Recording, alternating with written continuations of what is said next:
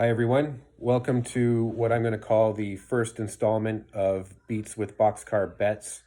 I don't know if this is going to be anything that I'm going to really follow up with and put any real effort into, but right now I'm inspired to by my friend Eric Mitchell, who's got his own YouTube channel where he's documenting his progress as he tries to become a better drummer, and it's pretty funny. I'd recommend checking it out.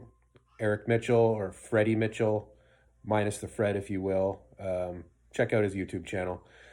This probably isn't going to be nearly as fancy as his, but we'll see. Maybe I can learn how to do some of that stuff and make my videos more entertaining, because I realize that my channel is basically nothing but 5-minute clips of me just improvising fancy, crappy drum solos and stuff, and it's probably pretty boring to almost everybody out there. So trying to make this a little more interesting. So I think to start, by the way, my Boxcar Betts comes from my college days when my classmates had decided to give me that nickname when I strolled into class one day late looking like a complete homeless person. So it's kind of somewhat stuck around. It's mostly been my online screen name, but yeah. So here we go. I think to start off, I'll just take you on a bit of a tour of my gear down here in the jam room. Okay, so as we come down into the room where it all happens, let's start off with my congas. I bought these, I don't remember how long ago, but I think it was just before the Great Blackout in 2003, because I remember using these out in the backyard when we had a bonfire, and I guess my Latin hand drumming was just too much to bear, and the local police came into the backyard and told us to be quiet, put out the fire. But yeah, they've got some good memories associated with them, and got the kids' practice set. But I like to combine these with my cajon here, which is homemade. I made it out of stuff from Home Depot, and it's definitely not as fancy sounding as some of the ones that are in the music stores these days, but I think it goes back to its roots, where they essentially sound like pieces of skids put together to make an instrument, which is, you know, they were boxes and skids of bananas or whatever, and they'd throw these things together and start pounding on them just to kill time. And that's probably what this thing sounds like. Let me get a tripod and see if I can play a little bit for you. Okay, so my wife bought me this Minel remote cajon pedal, which is really cool because you can sit comfortably and actually use a beater with a kick pedal for the low notes on your cajon. And it's almost like playing an actual set of drums.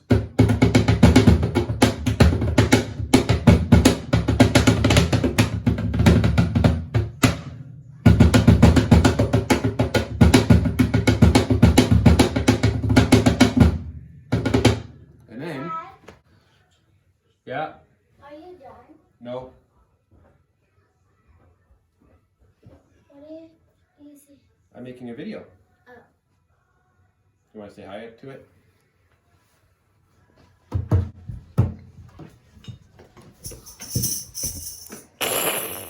Okay, okay. Get out.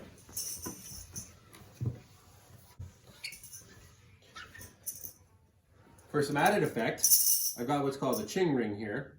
Yeah, baby. I installed this little picture hanger on the side of my cajon for an even extra layer of effect.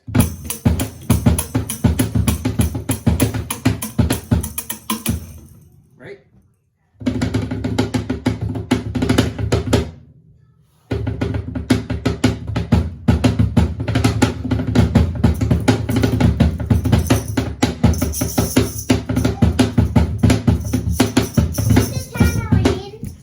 Yes. Okay, that's enough. All right. What? Are you doing a video? Maybe. Yes. Let's see.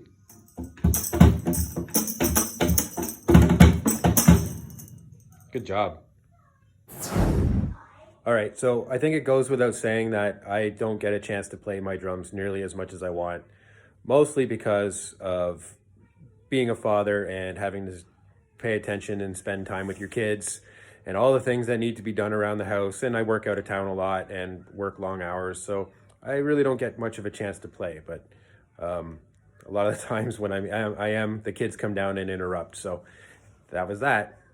And then there's this drum, which is kind of a long story, but I wound up with this Rogue sort of 16-inch Gretsch floor tom, which I converted into a little, I put it on its side and used it as a bass drum for a little bit with my congas, and that was kind of cool, but I don't know what to do with it. It's way too nice of a drum to really do anything with, so it's just been kind of sitting here. And I already have a 16-inch on my real kit, plus it doesn't match. Okay, moving on. So we've seen the cajon. Let's move over to my V drums. So I bought these in about 2005. They're TD12. They were about $4,500 at the time. They were a floor model, but pretty much in perfect condition. And I bought this in Vancouver because I moved into an apartment and needed to still play without making a lot of noise.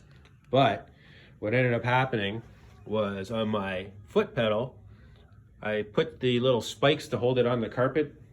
I put them down so far that they eventually wore through the carpet and started tapping on the cement floor between the ceiling of the people below me and my floor. And that was a lot of fun. I pissed off those neighbors good. Anyway, I don't know why this is on. You can see the levels are actually somewhat adjusted right now. Usually the kids come in and just fuck with these things, and it pisses me off every time because then I got to reset it all up and so forth. But yeah, you know, they've been good. They're good for practicing. When I'm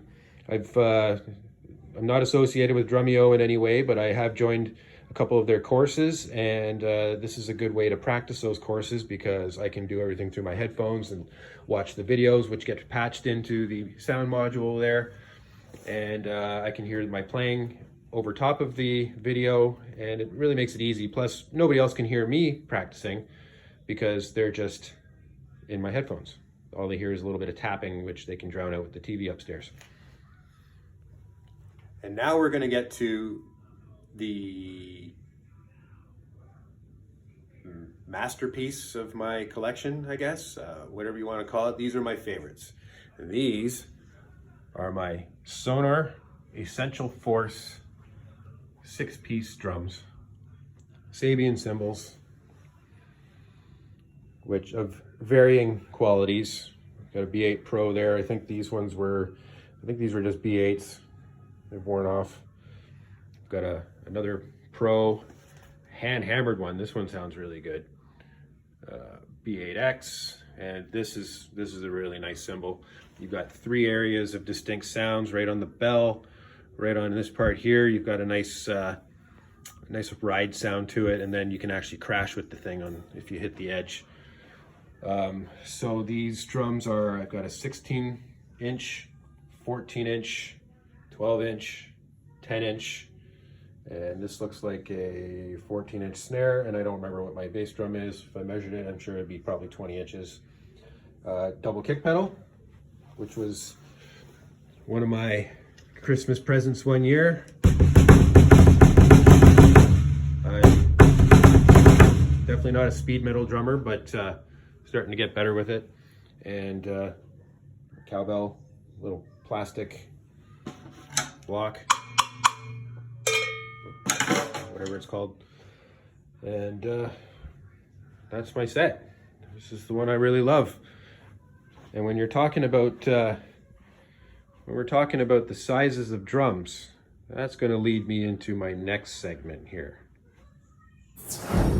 Okay, so as I was getting into the sizing of drums, with drums, they're basically standard. You get whatever the inch is, the diameter of the drum, you can get a skin that's going to fit that. If you have a 14-inch drum, a 14-inch skin is going to fit that. Well, when it comes to hand drums, it appears that nobody decided to come up with a real standard. That's become a problem with my little bongos, which are Westbury. And as I found out, Westbury doesn't seem to make these anymore. My son decided it would be a good thing to step on these, and he put his foot right through it.